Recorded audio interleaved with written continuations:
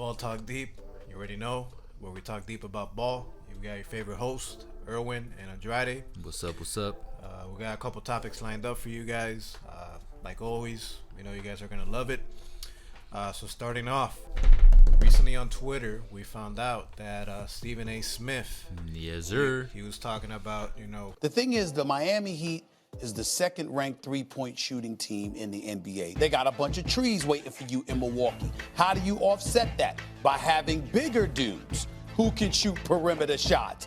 And that is what Miami has. They've got athletes, they've got thoroughbreds, they got guys that can play above the rim, they got guys that shoot from the damn parking lot. and very interesting take he brought up was the Miami Heat 305. as a legit threat from the Miami Bucks. Heat Nation. Andrade, What's up? do you agree with Stephen A. Smith? What are your thoughts about this? I semi agree with Stephen A. Smith. Even as a Heat fan, I'm gonna be realistic. I even before the trade, I did think we had a legitimate shot in the playoffs to make the Eastern Conference Finals. I've been saying this since like the beginning of the season, like Miami Heat to the Eastern Conference Finals. I think it's got a pretty big shot actually. Even though the Celtics and Raptors are performing like pretty well this season too. Boston even better than I expected, at least initially. But I mean, when it comes to the Bucks, because that's the beautiful thing about the playoffs. It's like it's a 7-game series, and once you're against your opponent, like it's just a one-on-one, and all you got to do is focus on that opponent for the next potentially 7 games. You know what I mean? And it's more about matchups than sometimes being the better team, or sometimes if you get lucky, you won't face the better team. You just get good matchups until you have to face the best team to get to the finals. And I think if it all works out, I could see them going against the Bucks and putting up a great fight. And I wouldn't go on a limb and say that the Heat would beat the Bucks, you know what I mean? But I would say that they could. And a big reason is, I think Stephen A. Smith pointed this out, was the height and the stretch of the men that we have on the big men that we have on our team. And a big factor that I think the Heat have against the Bucks is Bam. I think Bam Adebayo is gonna be our golden ticket to beat the Milwaukee Bucks if we were to face them in the playoffs. And a big reason is because I think Bam, he's not gonna be able to stop Giannis. It's like LeBron back in the day. Like, you couldn't stop LeBron, but to stop LeBron meant like you were withholding his major potential. You know what I mean? And I think Bam could do that. Bam is 6'10", Giannis is 6'11". Bam is mobile as fuck for his height. Giannis is mobile as fuck for his height. So Bam could actually like move around the floor the same way Giannis can move, and Giannis could be stretching down the floor like Bam can keep up. You know what I mean? So I think that's gonna help a lot. We got shooters once Tyler comes back. Kendrick, I think, also because he's new, there's only so much footage on it, and the game slows down a lot. I think Spoelstra is gonna shine. I will still pick Spoelstra as the better coach between the Bucks and the Heat, and I think he can, do some chess maneuvers out there on the floor during the series to like outmaneuver the Bucks. So yeah, and then we have Butler, who's gonna be buckets. Cause like for me, it's like for the Bucks. No offense to the Bucks, yes, they're the best team right now in the East. I think they have the best record in the whole NBA period. They do. And like, even though they have all that and the team as a whole is meshing really well right now, I still see it as Giannis Antetokounmpo and company. You know what I mean? Like Chris Middleton and Eric Bledsoe, like especially Chris Middleton, because he's supposed to be the second star. He hasn't yet proven to me and to a couple of other people. Like, I know Colin Coward also pointed this out recently in some playoff segment he had that like Middleton hasn't proven himself consistently great in the during the playoffs. You know what I mean?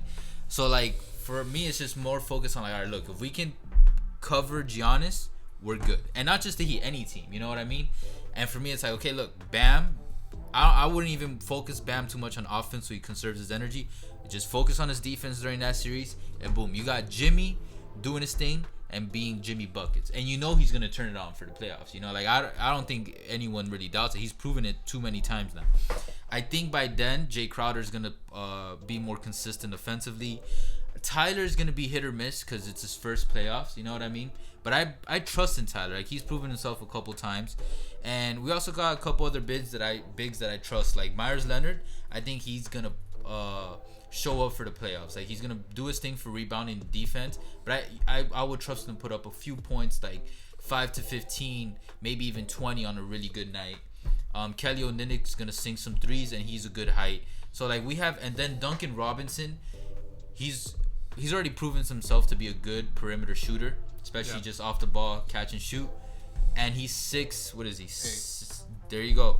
Like, that's a great height. And I always tell people, like, height is really important in the NBA, but especially during the playoffs. Because even if you don't have the best defense, it just automatically usually makes you a better defender as long as you can keep up. Because your hands distract and help maneuver, not distract the offense, but like, you know, it helps.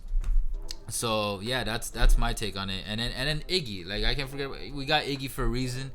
I think, you know, we got decent depth right now. You know what I mean? We didn't get the superstar we were looking for at the moment, but I think for now, especially if we're just focusing on Heat versus Bucks, I do think we can put up a legitimate contest. And who knows? I could be completely wrong, and the Bucks like sweep us or get us down in 5. You know what I mean?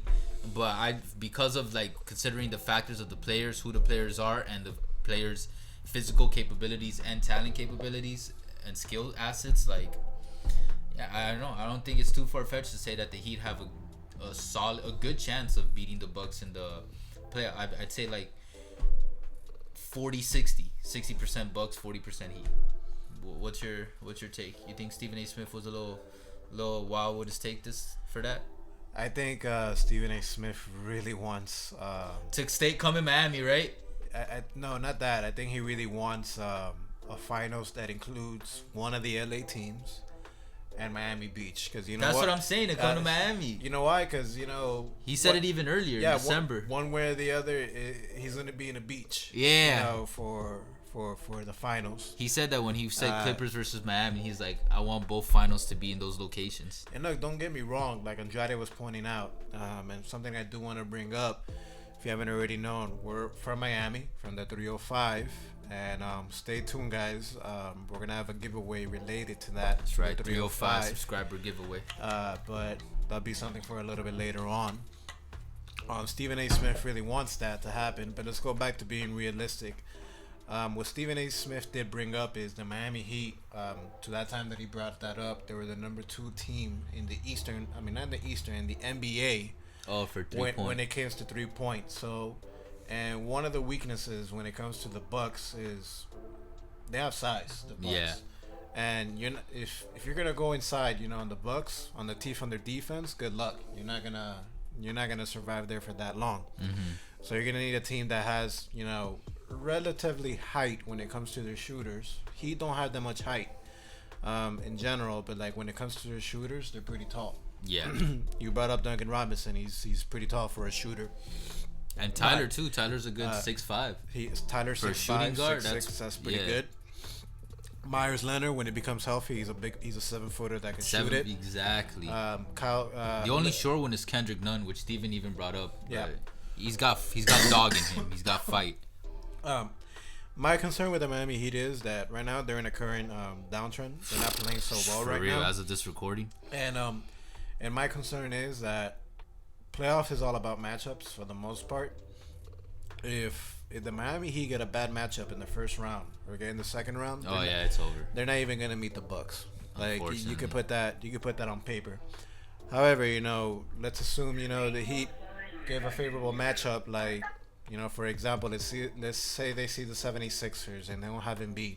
You know, with how it's looking right now, or they don't have Simmons, they can get past them. Maybe. I'm almost positive, actually. We'll see. I think they're gonna implode. But when it comes to, you know, a possible matchup with the Bucks, the Heat, they're a defense first team. You know, right now it's kind of good that they're going through this, you know, period that they're not playing so well right now, because I think right now they're just in the process of gelling. They got a lot of new pieces. Jay Crowder, Iguodala. Right now they're not healthy. And I think, come playoff time, number one, they're going to be healthy. And number two, they're going to have the chemistry with their new pieces. With Iggy, with Jay, and possibly somebody they bring as a buyout candidate. All right, can they beat the Bucks? Not likely. But they can probably extend it to a 6-game series, maybe. At maybe least put up a good fight. Because Colin, he brought up a good point. Yeah, I think I have the same feeling as well. It's pretty much just Giannis and everybody else. Chris Middleton's a nice player, but he's not really a star. Unless maybe this playoffs, he surprises us. And you know what? The Miami Heat have a lot of bodies that they can throw at at Middleton to slow him down. They have Jimmy Butler, they have Iggy, they have Jay Crowder, Tyler, just to name you a couple. And Giannis, you brought up a good point with Bam. Probably Jimmy Butler's going to be on him a couple times as well, and probably Iggy as well. You're not going to be able to stop Giannis, but you're going to be able to slow him down enough to the point that you're going to have a chance. So you're going to force the other players to step up. That's literally stopping Giannis.